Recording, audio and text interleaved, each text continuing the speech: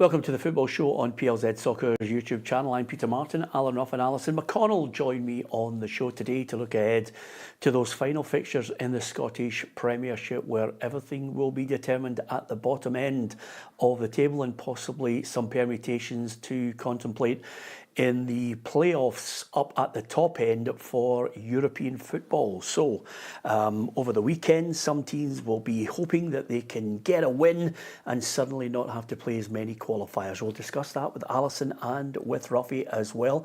But of course, if you want to look at the weekend, Saturday and Sunday, top and bottom, here are the fixtures for you to look forward to. And it's packed full of 12:30 kickoffs on the Saturday. Celtic against St Mirren, Dundee United, Aberdeen, and Hibs against Rangers. And then suddenly on the Sunday, Kilmarnock against Hearts. It's Ross County, Motherwell, and St Johnstone against Dundee. And that is the live situation, quite simply, Alison, because at the bottom end, Dundee and Ross County find themselves in a battle to avoid that playoff. Yeah, absolutely. I think high pressure games, high stake, having to deal with the nerves and the tension. I think they must be horrible games to play in. I think it must be really difficult just to focus on the game and not think and be distracted about the ramifications and consequences of what's unfolding around you. But I think it's just question of going out and trying to get the results. I have to say, I think Dundee will get the win. Yeah, well, you've gone early on that. I'm going to get Ruffy a wee bit later on to see if he's going to be as forthright as you on this. But so that's what we're going to talk about. Give us your thoughts on it. We'll read out as many of your opinions as possible. So here's a look at the menu to see what we're going to be talking about elsewhere. Brendan Rodgers reveals Rio Hatate will miss the Scottish Cup final. Conor Barron insists any managerial change at Rangers won't affect his progress. Stephen Robinson challenges St Mirren to end the season unbeaten in the top six. And Jimmy Thelin reminds fans Aberdeen are just one season into a 3-year project. So there you have it. That's the discussion over the course of the hour. Give us your thoughts on your favourite team, how they performed over the season. We'll also discuss with Alison and Ruffy the Scottish Football Writers Association dinner on Sunday night. They'll be handing out awards. Some we don't know, some we already know who has won the award. So we'll discuss that. But first and foremost, some of the news coming out. Of course, Brendan Rodgers, this is what he had to say on Rio Hatate, because that's the big blow for them ahead of the cup final. Hatate, he'll miss the last 2 games, sadly for him and for us. He's had a fantastic season. That's 55 games he's been involved in. It's a shame for him that he misses these last games. He'll be okay for the beginning of pre-season. I said at the time that it was a needless challenge. Everyone knew it was a free kick. For that to happen in those circumstances, it is not nice. It's a big blow for Celtic. I think so. I think he's been pivotal this season to the way that Celtic have played. He's been a mainstay in the heart of that midfield, and certainly I think with him out, with Jota out, it's a slight headache, I think, for Celtic just looking ahead to next weekend's Scottish Cup final. I do think they have enough. I think they've got decent depth of squad to be able to cope with it, but I think it'll just be frustrating that when they are looking to come back after the summer, that's assuming there are no bids for Hatate, and he is one of those that I think has been attracting interest from elsewhere. But should everyone go back for pre-season in July, it'll be frustrating for Rodgers that you're not going into that with a fully fit squad, that you're still nursing injuries and people then are playing catch up in terms of when they're coming back, all the more so when you have consideration to give to the fact that there's a Champions League qualifier. But he's one of those guys that many people thought would be leaving in the summer. Yeah, definitely. I think he's been at Celtic perhaps longer than you would have anticipated. I think part of the marketing of Celtic to prospective players is to say, come, allow us to give you a stage and a stepping stone, and then you go and make the next move to your career. You've seen it across the last decade or so with people then moving on, and I think Rio Hatate will harbour ambitions to go and possibly play at a higher level. So it'll be interesting to see just how this injury affects that. Yeah. Of the other news, before we talk about the games, Ruffy, suddenly from a position of it's Davide Ancelotti who is the preferred choice, suddenly it's not Davide Ancelotti. He's going with his dad to Brazil and he won't be the next Rangers manager. And again, as ever, with these things, there's all sorts of speculation. Sometimes stories are fed out there just to keep everybody excited.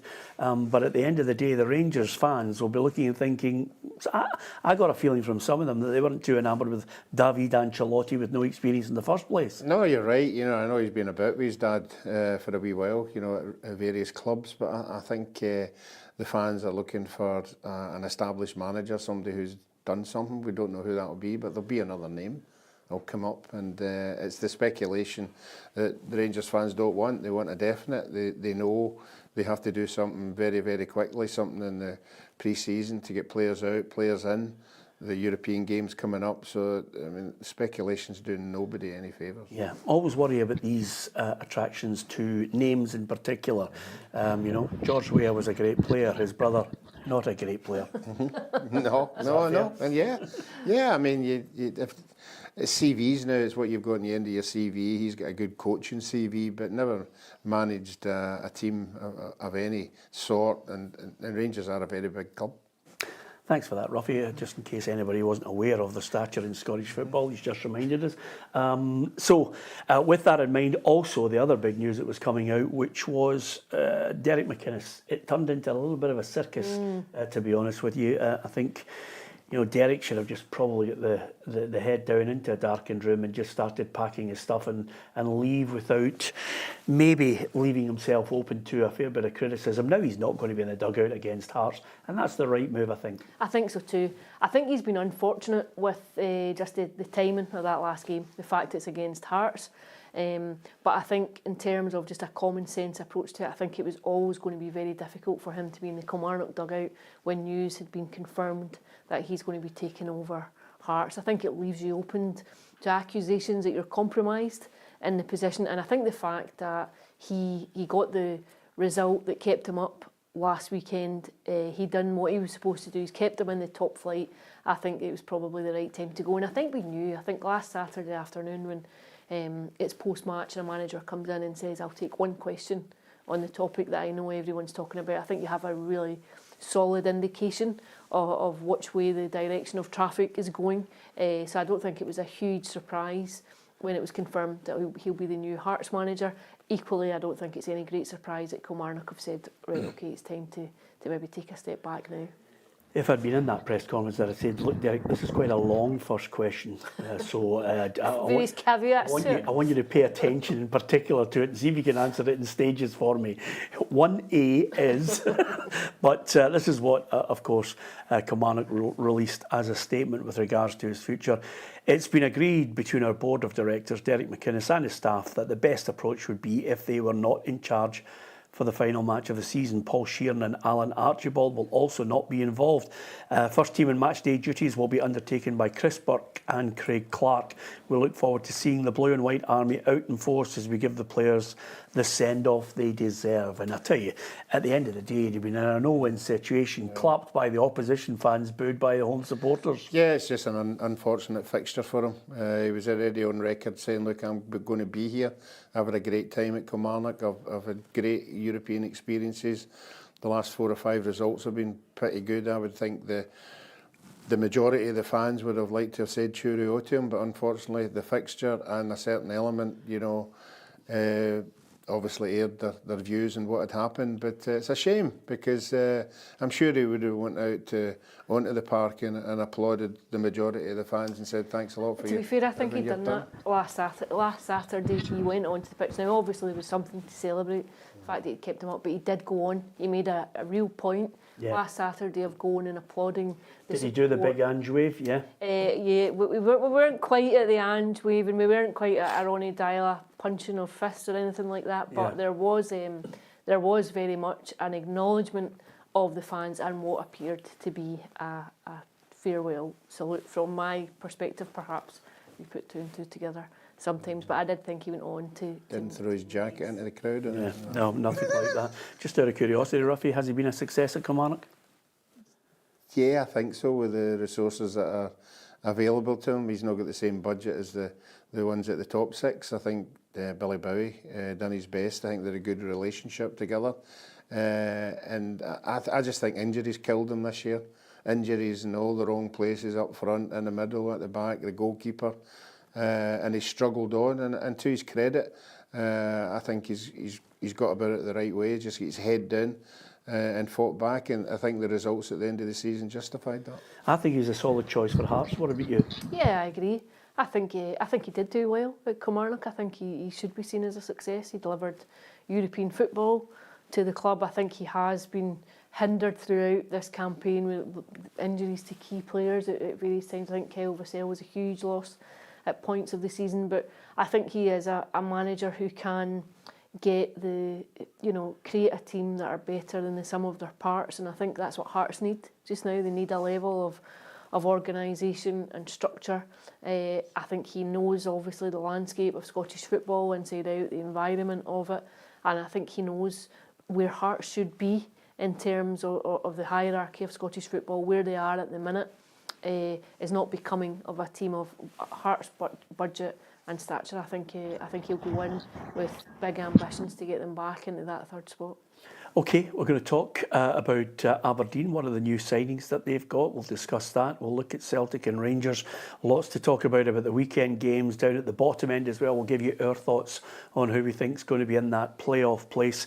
And over and above that, we've got the small matter of the final playoff between the championship sides, with right now Livingston in the box seat, 2-0 ahead against Partick Thistle. It's a big match tonight. It's one of those ones, do you think to yourself, do I go out in the sun for a walk, or do I sit in and watch the return leg? Ruffy, it's a big dilemma for yourself, because by the looks of things, you've been out in the sun for most of the day now that you've got this life of nothingness, really. No, I think we're all surprised with the weather, aren't we? I don't think we thought we were going to get this kind of weather, but no, it's not turning into about. Michael Fish. Are you going to watch it, or are you going to go out for it? No, I'll be watching it. Obviously, it's going to be a hard task.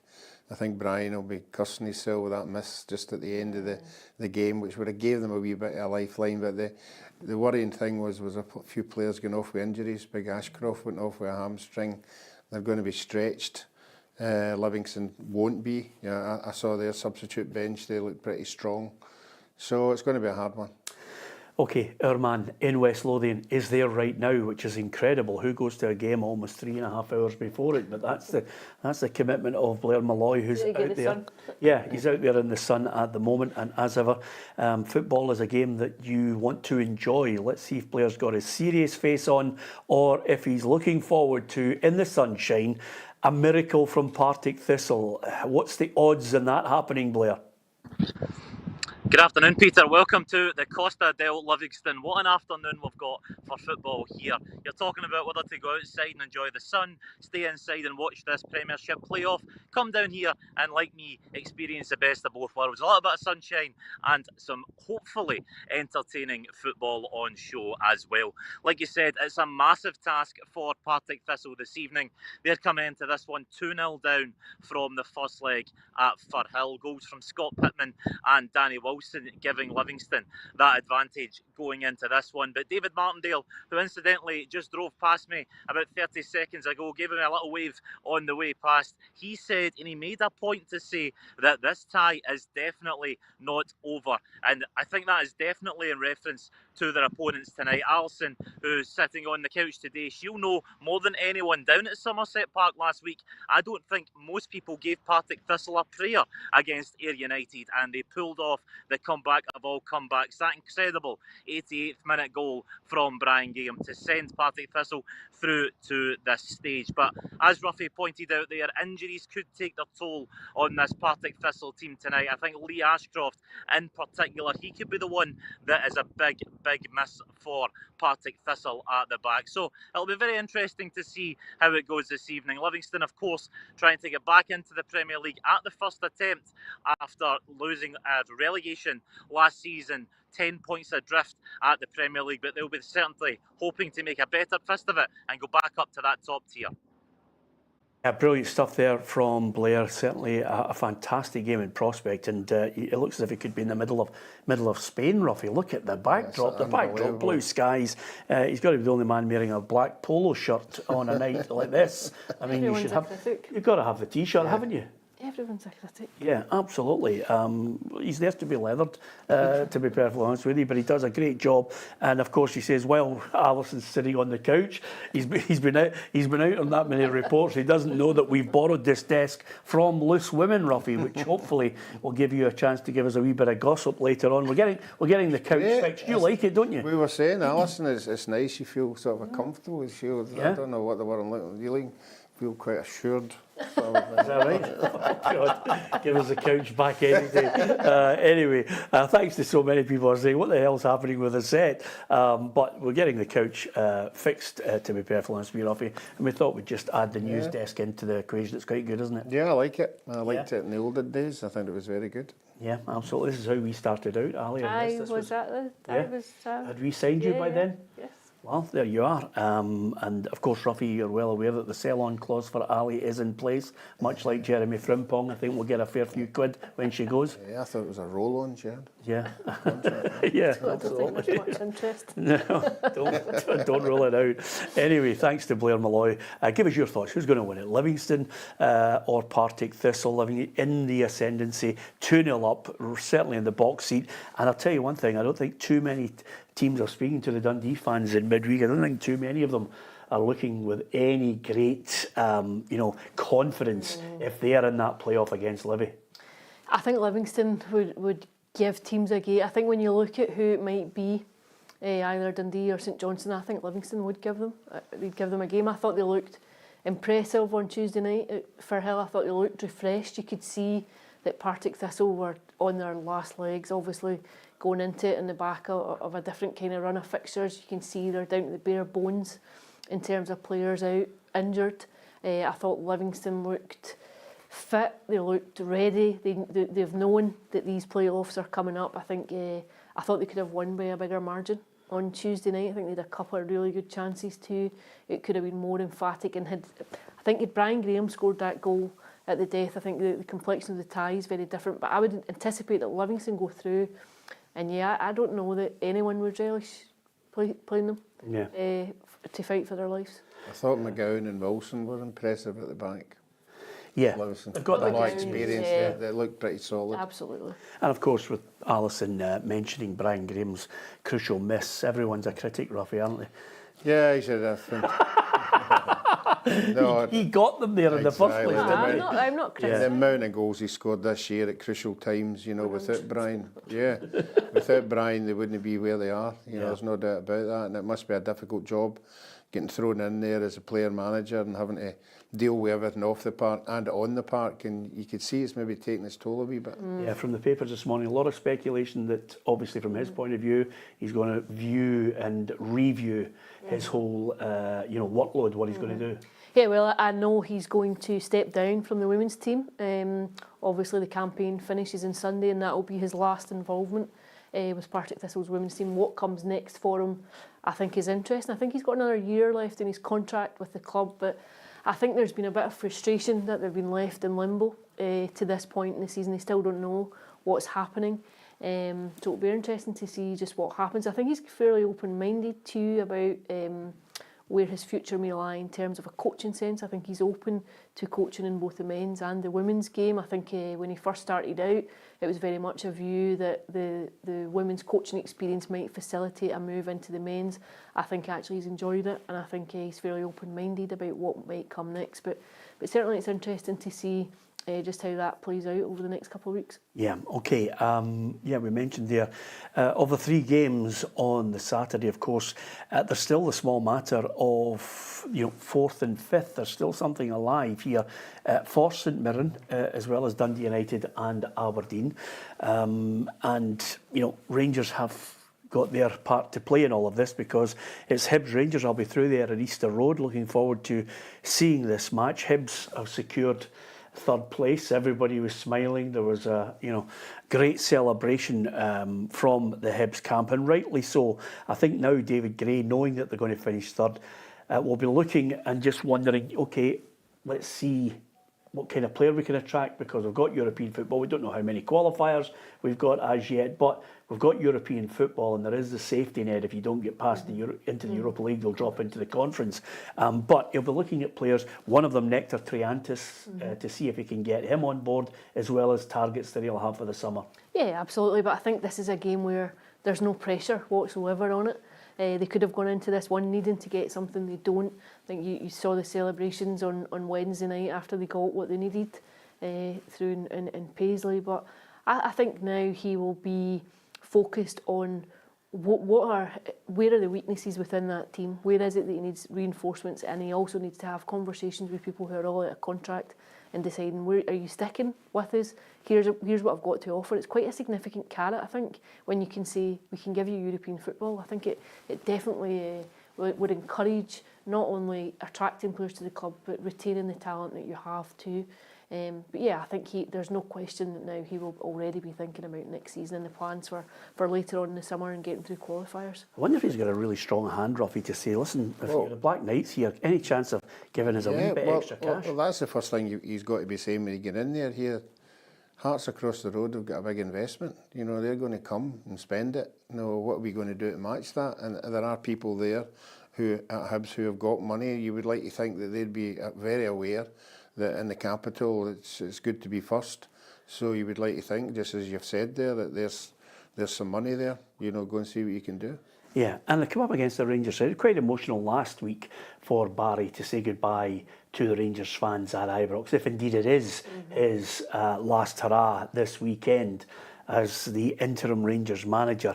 He did say he's loved every minute of it. I've never...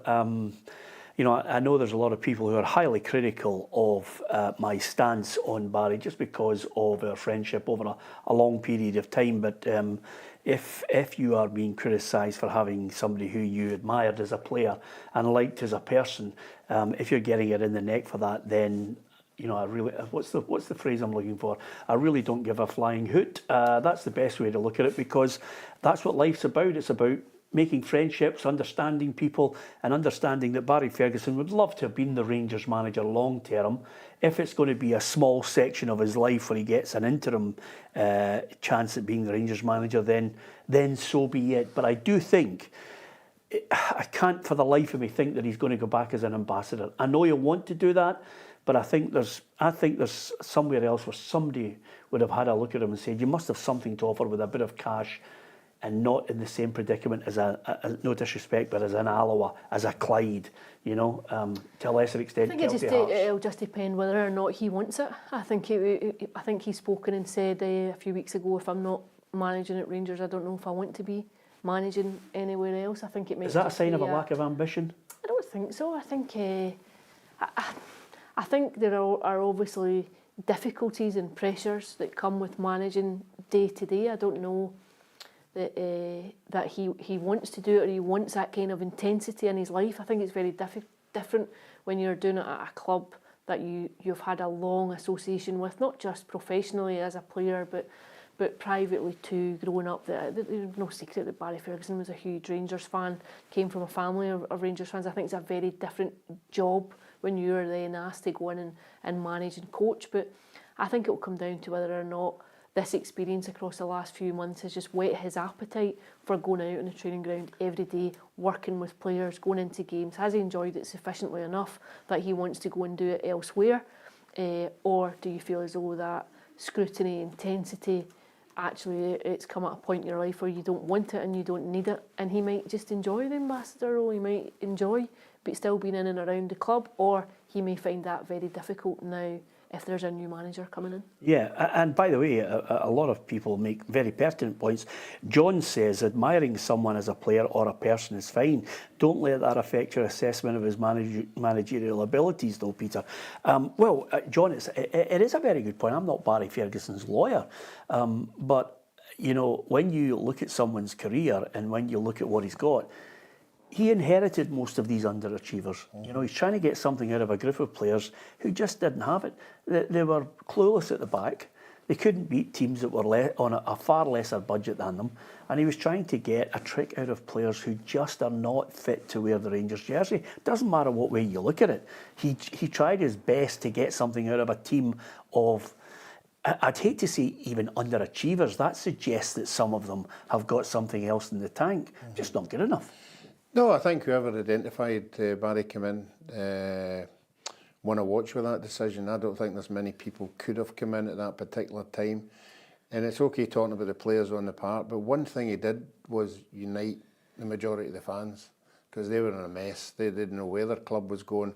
But Barry came in and gave them what I would like to think every Rangers supporter believes in. Everything he said is from the heart. You know, he wants them to do well.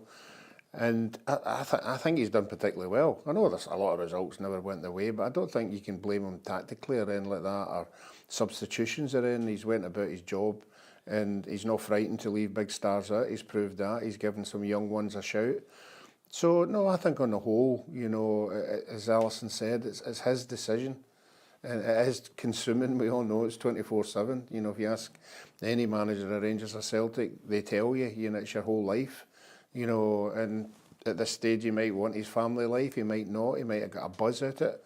But it's, anywhere he goes in Scotland is not going to be like managing Rangers. Yeah, but by the way, as we know, in the city of Glasgow, second is nowhere. If you don't win any titles, if you don't win silverware. But since Ali McCoist, this is the Rangers people who've been there, albeit some of them on an interim basis. Kenny McDowell and Stuart McCall, just an interim, short term until they found the manager. Mark Warburton failed, sacked. Graham Murty came in on more than a few occasions. Pedro Caixinha failed, sacked. Then Jimmy Nicholl comes in short term. Stephen Gerrard comes in. Stephen Gerrard wins the title, you know. And regardless of the circumstances of Celtic's complete and utter implosion, he still won the title. Giovanni Van Bronckhorst got them to European final. And then Michael Beale, what I call the great con, failed, sacked. And then you've got Philippe Clement, another man, another foreign manager who comes in, hopeless. That's it in a nutshell. So, you know, I'm looking at it, I'm saying to myself, whoever they come up with, I'm curious to see who it is they're going to come up with who can hit the ground running, because the remit is quite simple. In year one, win the league. It's always a remit. It always has to be the remit, whether or not that's a plausible ambition is a different question.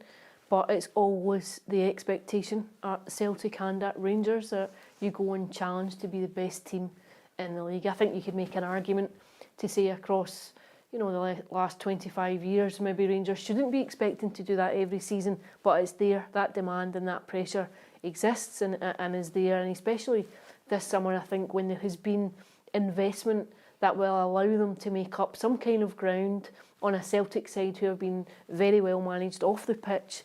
They've had that financial stability to constantly recycle players within the first team squad. That this investment, when it comes across the summer, should give them a platform to go and try and make up some of that in ground, bring in some players. But I think the very least that you should expect is a Rangers side to be challenging for the title, to find themselves so far off the pace at this point in the season, going into a dead rubber at Easter Road in the final game of the season. I think is probably an affront to many Rangers supporters, just where they are. At least if you're not winning the league, you should be fighting until the death to make sure that there isn't a huge chasm between the teams. Yeah, the reason why there's a huge need for change, you know, and Barry won't get the job, they'll give it to someone else. You only have to look at the crowd last week, lots of empty seats, and now you're going to a game of Hibs Rangers and you're actually saying to yourself, oh, that's too close to call, isn't it? Yeah, it was pretty alarming last week, and I only saw the highlights. With 20 minutes to go, the stadium was nearly empty and Rangers were winning. You know, so there is an awful lot of fans out there need to buy into what is happening. So far it's all hearsay, it's all, yes, this is what's going to happen, and it all sounds good, but nobody's put a figure on it. What sounds good? Other than the potential investment? Yes, but nobody knows what that investment is. How much does it cost them to get in? And then how much have you got to spend after that? And what is your strategy? You know, nobody knows what the strategy is. Is it, you know, just let us come in for a year and get our feet under the ground? And as Barry's already said, this shouldn't be a project. This needs to hit the ground running. We can't afford to be so far behind next year again. Yeah. Okay, Hibs against Rangers, give us your call. Hibs 2-1. I think I'm going to go for a draw. Yeah. I thought you were I'm going to go for a draw 5 each. it has happened before. I think It's got the has makings the of it. potential to Yeah. be like that. I'm going to say 2 each. 2 each? Yes. Did you go 1 each there seconds ago? No, you've upped it. I think I said No, 2 each. 2 each. I'll go 3 I think I each. said 2 I'm going for a 6-goal Back to fest, January. Ruffy. I hope so. Yeah, a 6-goal fest, but no aeroplane moves by David Gray to the extent of what Neil Lennon. I think David's a wee bit more subdued in the dugout. But it should be an interesting one. Give us your prediction on Hibs against Rangers and what we've had to say about it. Celtic against St Mirren, interestingly enough. You know, the man, Stephen Robinson, we thoroughly enjoyed his chat in the studio, and of course, it's still there for them. It's still a chance to get Europe. It's a big hope for them. It's a big ask. But as ever, Stephen Robinson there to sing the praises of the achievements of his side. So this year we need to go and get a result. But what we said to the players, we've taken the whole European pressure off and said, let's remain unbeaten in the top 6. For St Mirren to be unbeaten in the top 6 would be, what an incredible achievement. We can't affect the other game. We can't affect what happens at Dundee United and Aberdeen. So can we remain unbeaten in the top 6? That is our first and foremost goal. And if we do that, it might be enough, but concentrate solely on that one aim and see where it takes us. I'm a huge fan of Stephen Robinson. I'll probably get pelters from people who don't like Stephen Robinson now. Should start a campaign, Ruffy, who I like, and then I get battered for it. But I think he's a good manager. And again, if they could get a result and suddenly Dundee United lose, I mean... It would be absolutely incredible to deliver European football again. Would you put it as a wooden statue or would you make it a bronze one? I think it would have to be bronze, wouldn't Yeah, it? would it? It'd have to be... It's just fantastic. Yeah, I think it would be exceptional. I have to say, I don't think it will happen. I don't know that they'll have enough to get a result against a Celtic side who are at home and who are probably keen to put on a show in front of their own support and who are also auditioning for places in that Scottish Cup starting 11 next weekend. But certainly I think even to be in this position, I think is extraordinary. Yeah, absolutely. And Kenny Merchant finally in Los Angeles he's just swayed towards my criticism of the Aberdeen manager, because Kenny has just said, can we swap Robinson for Thelin? And there the walls have come tumbling down, Ruffy, because a man who could have been 12 points clear of Rangers at one point because of their... Peter, did you not suggest Stephen Robinson for that Aberdeen job? Honestly, I mean, if it wasn't Stephen Robinson and Malky Mackay and Martin O'Neill and Neil Lennon, which got me all sorts of grief. And Kenny says he's home. He's come home, obviously, to see if Jimmy Thelin can land the Scottish Cup, which is absolutely fantastic. So he's back in Great Britain, and of course, good luck getting back over to America as well, Kenny. There's a 2-hour detention and then maybe journey to El Salvador. So I hope he gets back into the country. But nevertheless, he's going to go to Hampden with great hope. But it's listen, we praised him when he was on a great run.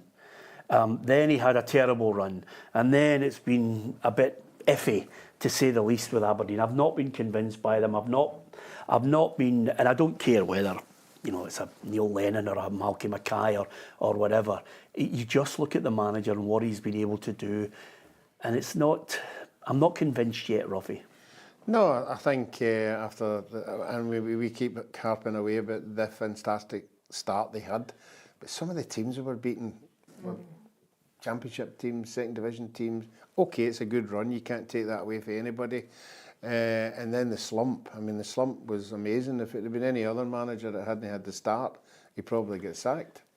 Ruffy, you're right. If that had been a home manager, they would have been calling for his head. Yeah, and OK, there's a wee bit of revival, but now they're in the top 6 and they're playing against the best teams in the top 6 and they're getting turned over. You know, so I don't know what kind of season. The final is the carrot, isn't it? I've taken you to a final, you know, and that a lot of the fans will buy into that. Yeah, I wouldn't be buying into it on the performance last week. No, well, that's what I'm saying. It's a worry if you're travelling down for that game next week in the light of what's happened the last time, and then midweek there, you can't be coming down with confidence. Yeah, I have to admit, Ruffy, I don't want to put my neck too much in the line, Ali, but if Aberdeen go to Hampden Park and defeat Celtic on the next programme on PLZ, no, I'm going to go for it. I'm going for it. Come on, have a bit of spine, will you? Have a bit of gumption. Surely, if See, this is what he's like. He just doesn't have that backbone to fight for it. If Aberdeen beat Celtic in the Scottish Cup final, I'm wearing the full Aberdeen strip here on the programme. And I think, honestly, you should be... I mean, you're that I mean, surely you should wear the Aberdeen top as well. We should all be in Aberdeen tops. I've got one that's your size as well, by the way, Ali. I wouldn't bother. That wouldn't bother me. That wouldn't bother me at all. Yeah, you happy with that? Yeah, I'm happy with Ali, that. you happy with that? Aberdeen to beat Celtic in the cup final, Ali. For God's sake, if they do it, get your top on. Get Michael Grant in. Yes, and by the way, that's what we should do. We'll all wear Aberdeen tops and we'll get Michael Grant in the studio so that he can wallow in it. So there you are. I think I can confidently say we won't be seeing Michael Grant until next season. But you can give us your thoughts on it. Another one here, Ruffy, which I'm going to read out, which I think is bang out of order. SPB says, new Rangers competing with Celtic. Obviously, he's having a go at the whole history. I don't want to get into that argument. Rangers competing with Celtic is like Peter and Ruffy competing with George Clooney and Brad Pitt. He wants to have a long, hard look at himself, Ruffy, by the way. I've seen us on a night out. Yeah, absolutely. And George Clooney and Brad Pitt can't sing Elton John numbers. Like we can, Ruffy. No, and we can stagger better than them. Absolutely we can. I'm not going to you on that point, Ali, because you're just going to custard pie both of us. I'm not going to give you the opportunity. I have seen you both on the night out. Yeah, absolutely. But with that in mind then, Celtic St Mirren, can St Mirren go undefeated, or is this juggernaut that Celtic just going to keep on rolling? Yeah, I think so. As Ali touched on it there, there'll be wee sort of a fringe players wanting to take part in this cup final next week, whether it's not on the park or on the bench. You know, they want to be involved, and I think the flag and everything, and I think everybody's wanting James Forrest to score, so I think it's going to be one of the days when everyone's just going to tick the boxes. Yeah, people diving in the penalty box trying to get him a penalty. Yeah. What are you going for? I'm going to go 3-0 Celtic. I'm going to go 4-0 Celtic. 3-0 Celtic. I 3-0 think it'll be comfortable. I think it's very difficult for any team going in a situation like this where, you know, people are turning up to expect to be entertained, expect to enjoy an afternoon in the sunshine when the trophies delivered, and I think St Mirren will be desperate to be party poopers, but I think when you look at the quality that Celtic have and the fact that they still have a cup final to prepare for, that they're still very much on it, I think it's very difficult for them. Yeah. James Forrest, just on that point, if he does a documentary to take people around his trophy room, it's a long, long walk, isn't it? I mean, you could actually open a museum on the amount of medals and story of James Forrest, couldn't you? I saw a stat that said I think he's got a medal for every 20 games that he's played for Celtic. It's just extraordinary. That's good, Ruffy. Absolutely extraordinary. When you won your League Cup medal in '71, you thought it was just going to be just every year medals all the way. And look at James, he thought that, and he's right.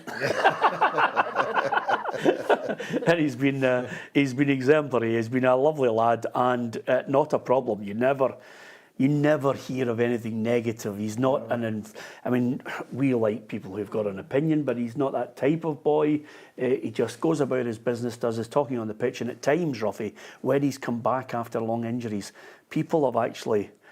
I think some Celtic fans have needed to be convinced at times about him, but boy, you know, he's proved his worth. Absolutely. I think particularly last season, I think latterly, last season when he came on, he really dragged Celtic over the line, and then again in that Scottish Cup final last season, I thought he was excellent. I think he's gone under the radar. I think he was at points in his Celtic career underappreciated. I think he's a fantastic talent. I think he has scored some huge goals for the club at key moments, particularly European games, Champions League qualifiers, games where there's been real pressure on. I think he's been a fairly safe bet to give you some creative outlet. I thought he could have been used more at the Euros last year. I think given the way he'd finished the season for Celtic, I thought it was odd that he didn't get game time under Steve Clarke in Germany. But yeah, I think he's a really unassuming boy, considering the haul of medals that he's got, where he now stands in Celtic's history, and the medal collection, and I think he will get a show of appreciation tomorrow afternoon. Dundee United against Aberdeen. Jimmy Thelin says that this is not for the short term, this is a long-term project. Sometimes you just need to lift a little bit the eye and see where we are. It's the first year of a 3-year project, and we try to progress our work all the time to be better in the future. And now we reached the goal to go to Europe, but we want the 4th position, and it's going to be a really interesting game tomorrow, and a really exciting game, and a lot to play for. Yeah, there's something at stake. So it's year 1 of a 3-year project. He's already recruited Nicholas Milanovic on a 3-year deal from Western Sydney Wanderers. Again, the proof is in the pudding. You don't let your eyes deceive you, but he seems to have a good pedigree, Milanovic. Yeah, he does, and I think that obviously augurs well, the fact that preparations are underway for the new campaign. However, I always think once you hear people talking about long-term projects, that you start to think, there is no football club where you're having any length of time that lets you implement a long-term project if the immediate results are not in keeping with what fans and the club expect. Yeah, it's called LGS. That's the problem with it, Ali. It's called Lee Johnson syndrome. I need 5 transfer windows. Yeah. Lee, calm your jets. You're at Hibs. You've got till about 3 weeks on Monday. Yeah. I remember the boy came in to look after the Scottish youth, wasn't it? He wanted 6 years. Mark Votta. Yeah, 6 years. Yeah. Didn't happen. No, absolutely. You got a good. Yeah, but I have to tell you, you got a right good hit at it. But nevertheless, Dundee United Aberdeen has got somebody to play for, and I just wonder. I'd love to see Dundee United get Sam Dalby on a deal. He's now going to leave Wrexham. I wonder if they might be priced out of him. But certainly, if he stayed in the game, we need players of his calibre. Yeah, but again, he's went off the boil a wee bit. He's not scoring the goals that he was earlier on. But that could be the style of play, and the players are not providing him with the goods. But certainly, he's a big bustling centre forward, and it would give anybody a handful. So, yeah, I think Wrexham now up in another league will be looking at better players. So, it'll be interesting to see what they do want for him. Yeah, absolutely. Okay, I was just checking how off the boil he was, Ruffy. I know he scored a couple of goals, but Yeah, he was scoring in every game. No, 1 and 8. 1 and 8. You're right. Stand by your prediction. You said that a couple of weeks ago about a player, and he'd only scored the week before. And I thought, wow, this guy's a hard pundit. Okay, give us your thoughts on Dundee United against Aberdeen. It means something to both clubs. 1 each. Yeah, I think I'm going to go for a draw too. Yeah. I think Dundee United have been poor since the split. I think they'll be disappointed with the way it's petered out. Aberdeen too. I think when you look at where Aberdeen were and the fact that they allowed 3rd to elude them, I think there'll be an element of frustration. I think a draw on Sunday. Yeah, okay. I'm going to go for the Dandy Dons after slaughtering them, Ruffy. I'm going to give it 2-1. He's invited you, hasn't he, since he's out here? Who, Kenny? Aye. No. He genuinely hasn't. But I'll tell you, just out of curiosity, do you want the yellow and black top, or do you want the Gothenburg white or red? Gothenburg. Yeah. Ruffy, what were you saying? Traditional. I'm a classic. The traditional one, Yeah. The one is that the one where Joe Harper scored past you on a regular basis? Yes. I got him to Argentina. Yeah. Oh, did you? Yes, scored about 6 goals before me just for the selection. Yeah, absolutely. And Paul says, by the way, how much did you get for the couch, Peter? Or is it a future competition? Paul, don't rule it out. It's a fantastic couch. We've had it here. I didn't realise, Ruffy, do you know how long we've had that couch? Couch in here. The couch in here. 5 years. 8. 8? 8 Wow. years. I couldn't believe it. And the only problem with it... Off yet? Eh? You paid it off yet? I have actually. I have to tell you, by the way, and this is God's honest, I'm going to give him a plug because I think it's worthy of it. Alec Comrie and Fanaticool Furnishings. Alec is a great lad. He does a lot of great leather bespoke furniture, and he makes, he puts the logos on and everything, and he does a lot of great stuff. And he had the couch for our Kenny Dalglish room. He's got our 2 for the 1-to-1, and he made the couch in here. The only problem with the one in here, Ruffy, is we all wear quality clothing, and Tam wears black jeans that run. And there's only in one corner just a black mark right down the middle of it, and the back of it was starting to give way. So I thought, we've got to get it fixed. And the only time Alec, who's really busy with the fanatical furnishings, the only time he could take it was last week. And I thought, well, get it out. Let's get the loose women thing in here and start talking. Beg your pardon? Yeah, well, let's get the set in, Ali. Thanks for that. You suddenly turned into Barbara Windsor for the first time on the show. Let's get the set of loose women in and start talking nonsense. And you've lived up to that, Ruffy. So, Kelly. It's a cheap shout to get a reduction in that couch, isn't it? Yeah, absolutely. So hopefully, Alec, I'm getting it for nothing now. Was that the repairs alone? But on that basis, Ruffy, I've got to tell you, we've got lots of things happening throughout the course of the new season. Lots of changes, upgrades to the studio, lots of things that we want to do, because obviously we've been 13 years at it, Ruffy, and we want to try and keep bringing on really good staff, quality staff like yourself, Ali, and all our good young journalists. And we are well aware, Ruffy, that a lot of people copy us, but we've got to try and stay ahead of the pack and give people a lot more content for Scottish football and beyond.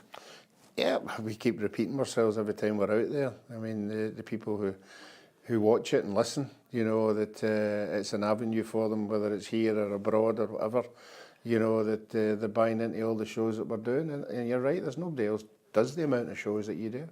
Yeah, absolutely. And certainly I know we help a lot of people in the industry when they press record just about 4 o'clock, Ali, so that they can actually copy as much of it as possible. What we're really indebted to is the people who support us, which is you. So thank you for that. We're going to be bringing you the PLZ Premium as well. You'll get all the content that we've been giving you absolutely free, but we're going to offer you the chance for PLZ Premium too. Now, with that in mind, PLZ Premium will give you early access to some of our documentaries, our one-to-ones, lots of things that you will get in that premium package. One of them is, of course, discount in our store. We're going to send out posters of legends to the first 1,000 who subscribe to our PLZ Premium. I hope you can do that. And let's not forget, there's events as well. And one of the events, Kerry Pollock is going to tell you about it because it's coming up next month, and we'd love you to come along and see us. Hi there, I'm Kerry Pollock. Come and join us for an evening with Martin O'Neill and Gordon Strachan. Together for the first time as a double act, Martin O'Neill and Gordon Strachan talk football management, look back at their trophy-laden playing careers, the management they worked under, and share the laughs that they had in the dressing room at the peak of their powers. It's tales of Clough and Ferguson chasing domestic and European glory. Both former Celtic managers will tell their tales of title triumphs and European nights not to forget. It's a night not to miss on Saturday the 14th of June at the Alona Hotel in Strathclyde Park. Click on the link below to secure your table now. Looking forward to that, Ruffy. I don't think I've ever seen the two of them together. I invited them to the PFA. It was the first time they'd been in each other's company for a long period of time. And I'm sure they knocked lumps out of each other in the Old English First Division, but their stories, Clough, Fergie, Aberdeen, let's not forget Celtic, Manchester United, and both of them have been international managers. Yeah, I mean, I know Gordon more than I know Martin, and I know like Gordon is on a night out, he's very, very funny. You know, it's that perception of people who see him as something different, and they're not. They're really funny and really engaging, and as you say, tons of stories, fantastic stories. Yeah, both absolutely. very dry, but very, very funny. Yes, good patter from them. And of course, like so many people on our feed, both of them hated me at some point in their lives. So They saw the light. That's exactly it. You just, over a period of time, you will warm to me, I hope. Anyway, Andy, yes, you'll get a poster. Andy's one of our, he actually subscribed to our premium. You will get a poster, Andy. We really value the people who are just quickly clicking on to PLZ Premium. And I can tell you, tonight we are dropping in PLZ Premium early access to Kerry Pollock's documentary on Falkirk. It's the road to that title, and boy, was that bit harum scarum, Ali. I thought it was going to be Falkirk, how we blew the title, but thankfully it all turned out well in the end. Yeah, they got there in the end, I think, but they made it interesting. Yeah, absolutely. And I would tell you right now, and I'm just saying this right now, as you can see, this is how live this show is. Yes, Andy, the poster is on the way. Join us in PLZ Premium, and if you can next month, come and listen to two people. You don't need to be a Celtic fan. You can quite simply be a lover of football, and you will certainly enjoy it. Kilmarnock against Hearts then. It's going to be Chris Burke in the dugout against a Hearts side that, you know, the fans will be looking and saying themselves, can you finish off with something for us to cheer about? Yeah, I think the Kilmarnock players in particular will be disappointing what's happened. You know, I think they got on very well with the manager. They're now managerless. I think Hearts have got a duty to the fans that go and see them to try and win and have a good end to the season. So I'm going to go for Hearts to win this one. Yeah? 2-1. 2-1, okay. I'm going to go 1-1. Yeah, I think a draw. Yeah, okay. It's Harem-Scarem time between the two games. Ross County against Motherwell up at Dingwall, St Johnstone against Dundee. I watched Dundee in midweek, and you know, they just can't seem to get the second goal at times. They always give away opportunities for the opposition. But this is not a night to be cautious. This is a night for Dundee. This is a day for Dundee on Sunday to just basically go and get the job done and rely on the likes of a Simon Murray to get them over the line and keep them in the Scottish Premiership. I make no bones about it. Disappointed to see St Johnstone go. If Ross County are the team in the playoff, they'll still have a chance to stay in it. But I think we need a team of Dundee stature in the league. I love the Tayside derby. Yeah, I would agree with you, and certainly I think the marketing people would agree with you too.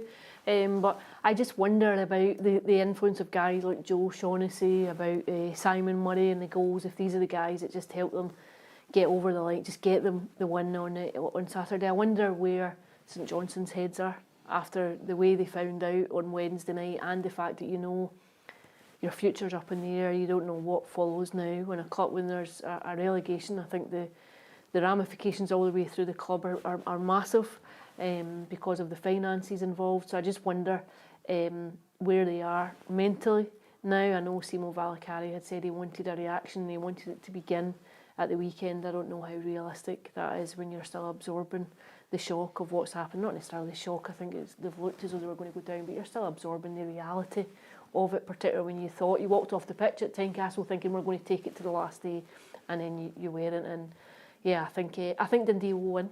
I think they'll do enough to win, and I think it'll be Ross County who go down into the playoff. Yeah, okay. And do you fancy Ross County to take out Livingston if it's Livingston? I don't know. I think Livingston would be a hard graft for anyone coming up against them. Yeah, Ruffy. They're an awkward team to play against Livingston, and they've got a good spine of experience in them. Yeah, and they play some good football as well. It's not the Livingston of a couple of years ago, Ruffy. This is a team that can mix it. No, they have. They've brought some players in. You know, they play a lot of good football. They know that they play on a different surface for most of the others. It was interesting seeing David Martindale saying that it's a bonus going back to his surface than the condition of the park at Firhill. Yeah. Whether that was a bit psychological, I don't know. Yeah. But Livingston's Park and Kilmarnock's Park are the worst two parks in the country. I would agree with that. Did I read that Kilmarnock's not going to change now? No, they will change. They are changing next year. After this next season. Yeah. No, I think St Johnstone might go into this, and we know care in the world, and Dundee, the pressure's all on. You're looking at Murray, you're looking at big players. We've got Tiffany coming up with the goods.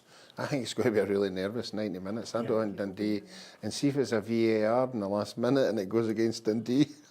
By the way, somebody's going to explode. Well, it's one of those games, Ali. I mean, they sent in Stuart Taylor the other night, and I just looked at him and I went, "Why are you here?"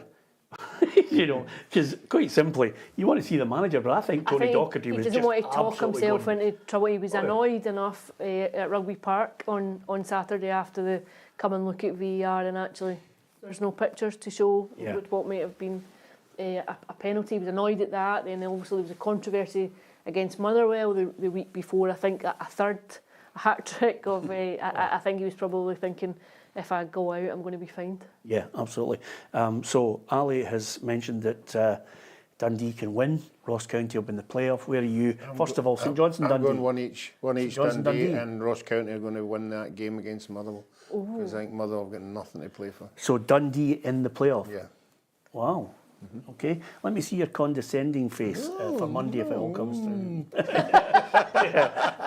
Okay, I'm going to go Dundee to win 2-1. And Ali, I'm at Ross County. I think I'm going to go 1-1. I'm exactly the same. Yeah. I think Dundee will win. I don't think it'll be. I think it'll be tight. I think it'll be 1-0, 2-1. I think it'll be nervy, and I think 1 each between Ross County and Motherwell. Okay, I noticed a post on LinkedIn the other day there. Congratulations, Tom McManus, 6 years at PLZ Soccer. But when you take the Friday off in the final weekend of the season, it's curtains. I think it's only now we've got to look at his contract, Ali. I mean, it's a disgrace. You can't do it. I mean, 5 holidays a year rough here. I have to say I cut that back to 4. If you cut it, well, we're really, really lucky. There are questions over the professionalism of some of us. There are indeed major Are you going questions. holidays this year at all? Not until the season ends. Okay. No. Well done, Ali. She's taking them in the Venga bus. Have you seen Ali's car? Yes, I have. Ali's from Italian descent, which is just basically crash into somebody and don't worry about the insurance. Just drive on. Her car is an absolute a battle bus to say the least. But Ali, the biggest shock for us is Scottish Football Writers at the weekend, because normally we expect to go to a really good table with someone who picks up the tab. We all get absolutely bladdered and we have a right good laugh, and we also get the chance, Ruffy, as you know, because we're gobby, we get the chance to go around people and tell them what we think of them. But that's not the case this season because you're not taking a table. I'm working, I'm afraid. Two events. My daughter turned 18 earlier this month and was in the middle of exams. So now that she's free, we've got some stuff over the weekend. And also Sunday is the final game of the women's season, and I know that it could be fairly fraught. Yeah. So it was just the logistics of making it on Sunday night were just too much. So I do apologise. Yeah. So it's all about you.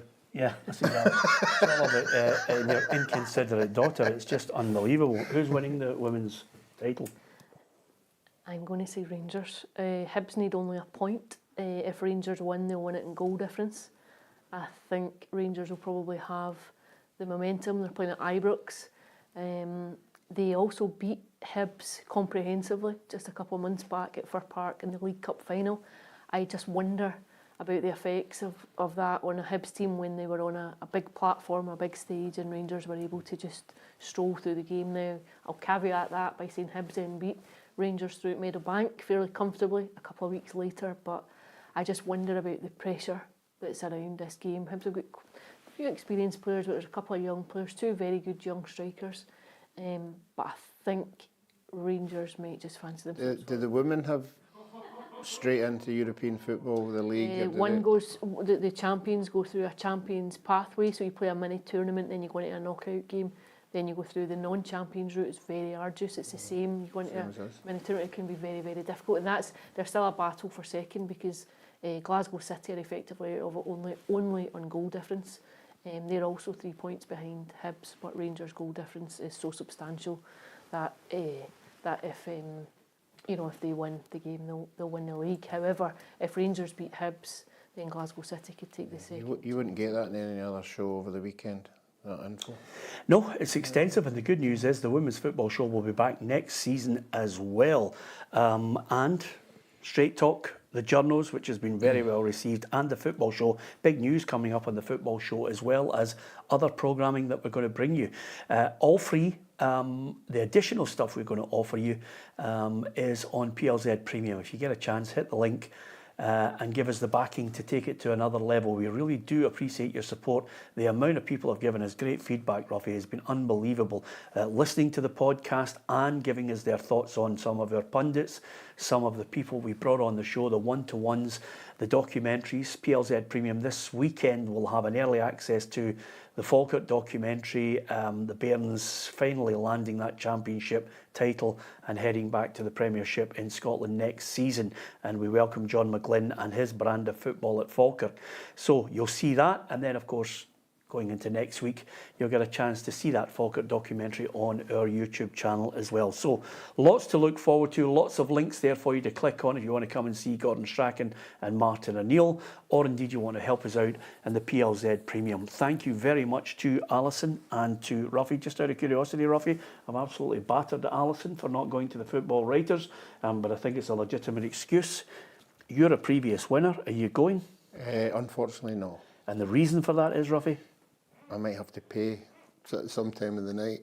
Yes, and that basically sums it up, by the way, because even at our end of season party, Ruffy found it very difficult to put his hand in his pocket. That's what you're dealing with a 1970s style footballer. There's a lot to be said for the modern day footballer who does put his hand in his pocket. From Ruffy, from Alison, from myself, Peter Martin, have a lovely weekend. Enjoy the summer weather, stay out of trouble, go and support your team, and remember it's only football. But thank you for listening and watching. PLZ Soccer is the #1 digital sports channel in Scotland, and we're offering you the chance to sign up to our exclusive PLZ Premium service. All our existing content and weekly programmes across all our channels absolutely free of charge. PLZ Premium is offering you exclusive additional content to enjoy. PLZ Premium offers you exclusive benefits on top of your monthly subscription. The first 1,000 subscribers will receive a special A4 Legends poster as a PLZ Premium member. You'll get exclusive video content, including a special Peter Martin Straight Talk 1-to-1 with a legend of the beautiful game. Every month you'll have exclusive access to ask questions on our special live stream, and you can join us by live video link up. You also get discounts on official merchandise, early access to tickets for our live events and exclusive behind the scenes footage. We have a special free draw for premium members with the chance to win a Legends t-shirt. Come and join the football family and be part of our brand new premium service on PLZ Soccer's YouTube channel. PLZ Soccer, delivering you the best coverage of Scottish football. Wherever you are, we are.